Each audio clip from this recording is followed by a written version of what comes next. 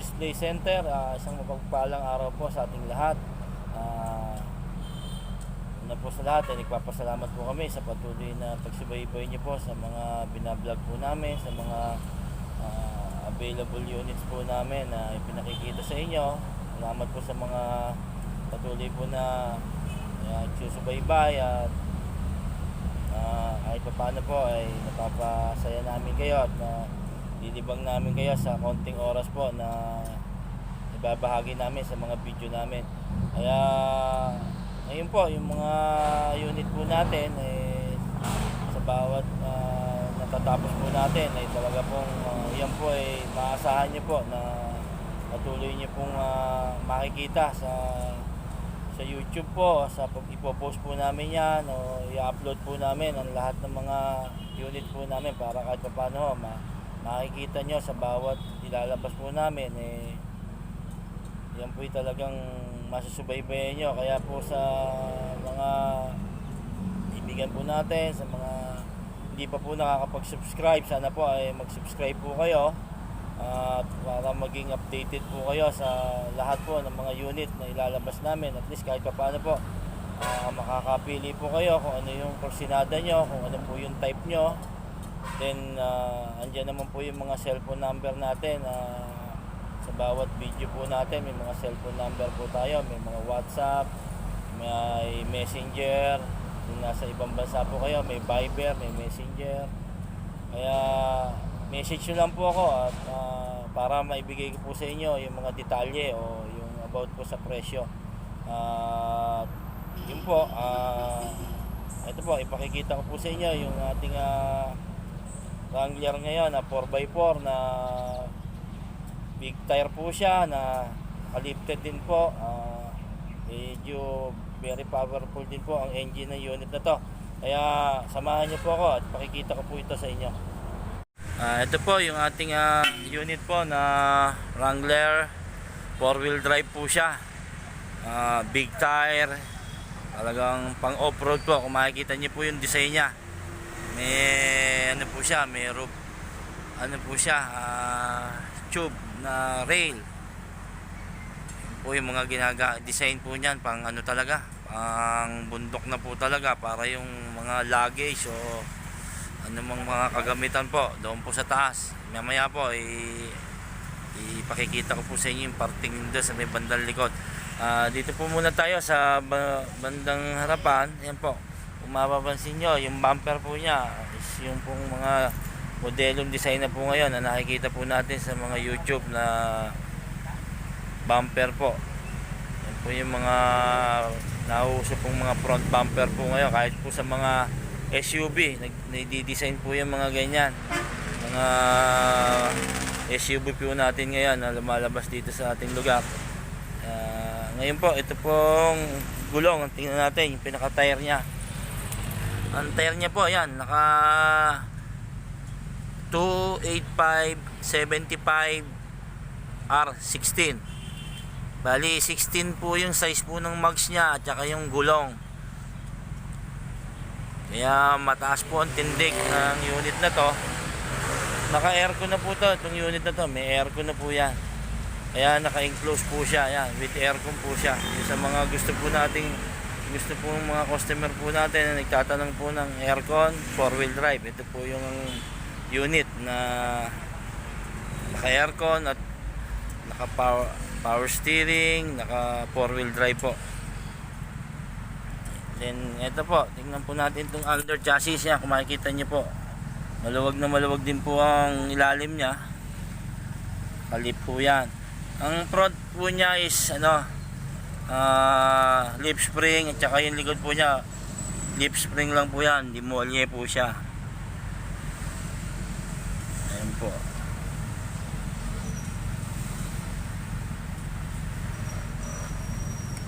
Then sa engine po, ito po yung ating makina. Yan po, 6 cylinder po yan na Nissan SD33 po ang engine nito. Originality po ito na galing sa Nissan Patrol. Ang horsepower po nito is 3.2. Kaya malakas na malakas po ang makina niya. Talagang kahit po sa mga matataas na bundok po, kaya po nito na maihahon, o kahit itong malaki niyang body kaya niyang dalhin po sa laki po ng makina. Kaya sa mga gusto po ng mga powerful engine po, at saka sa mga mahilig po na punta sa mga bundok, ito po yung ating unit na pwedeng kong i-recommenda sa inyo. Yan, naka hydrovac na rin po yan with aircon. Yan po yung compressor, then yung power steering, yan yung gearbox po niya. Bali 24 volts po ito, kaya po mapapansin nyo dalawa po yung battery niya. Yan. Then dito po tayo sa gilid. Yan, yung hood po niya may lock po siya. May lock po yan, may hinihigit po doon sa loob para mag-open din. Naka hydraulic po yan na hood shock.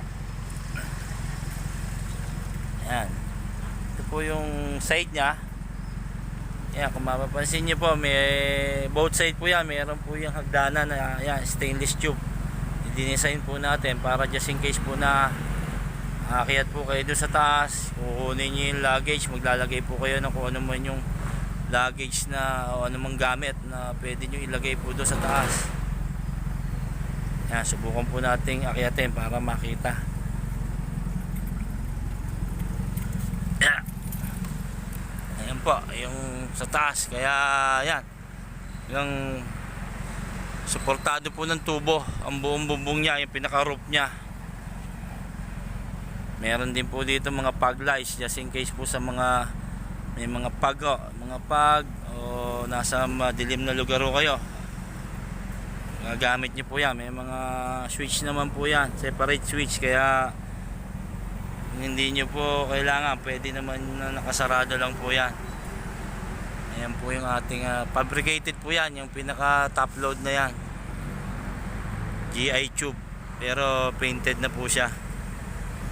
Bali maganda rin po yan, suporta rin po yan dito sa pinaka roof niya, kasi made of fiberglass po kasi yung bubong nito, yung pagkaka-enclose po ng hardtop niya. Kaya suportado po yan. Maganda rin pong naging suporta yan doon sa tubo na pinabit natin sa ibabaw po ng unit na to. Ayan, kabilaan po yan. Paglipat po natin sa kabila, makikita niyo po mayroon pa rin yung hagdanan niya na stainless doon sa kabilang side.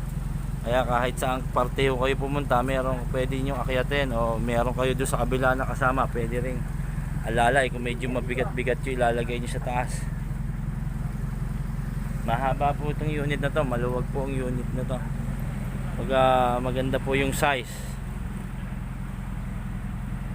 Yan po. Ang karaniwan po kasi, yan, ito po yung dati nating unit na pinakita sa inyo, yung wala pong aircon pero naka 4-wheel drive din. Then ayun po yung ating Hammer. At saka ayun po, meron pa po tayo isang bagong Hammer. Kaya siguro sa susunod na po nating mga video natin, iba-vlog po yun. Kaya ito po yung ating Wrangler po na with aircon, 4-wheel drive, B6 straight 6 engine, Nissan SD33 3.2 po yan. Yan, meron na rin po siya na ito po, improvised antenna po yan, na stainless na po yan. Both side po yan, meron din po yan na nakalagay kabilaan. Hanggang dito po sa likod, suportado po yan ng tubo. Ayan, may tube din po yan, yan. Kabilaan po yan. Then ito naman po, nabubuksan po ito. Nai-open po ito. Ayan, nai-open po yan. Tapos ito pong ito po, na itataas po yan. Then, kaya kung may gusto nyo dumaan sa likod o may karga po kayo, pwede po na dumaan dito. Yan po yung ating design dito. Then may lagay na rin po yan ng trailer hook doon sa ilalim. Sa ngayon lang, hindi pala nakakabit yung trailer hook, pero meron po yung trailer hook doon sa ilalim. Hindi pa lang na i-mounting kasi katatapos lang po talaga nitong unit na to. Pinakita ko na po sa inyo agad para kahit paano yung mga nag-aabang po nating mga subscriber po, patuloy po silang may masubaybayan sa bawat linggo po na dumadaan po sa ating buhay, meron po tayong napapanood kahit paano. Ayun po yung ating Wrangler po na unit po na 4-wheel drive,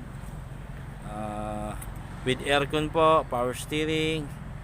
Kaya hanggang sa muli po, umaasa po kami na patuloy po kayong naandyan at palagi nakasubaybay, at ang lahat po ng papurit pasasalamat ay sa Diyos po. Amen.